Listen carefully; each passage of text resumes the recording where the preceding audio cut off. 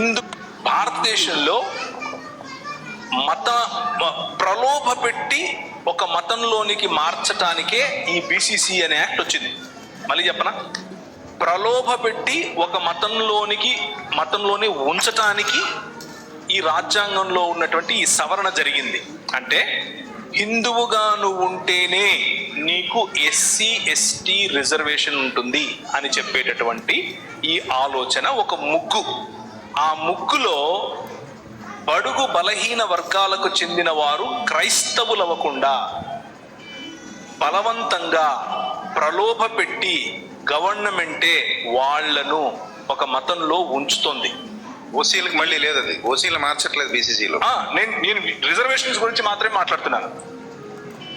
So రాజ్యాంగ వ్యతిరేకమైనటువంటి ఈ పనికి రాజ్యాంగంలోనే చోటు కల్పించిన రాజకీయాలను మార్చాలి.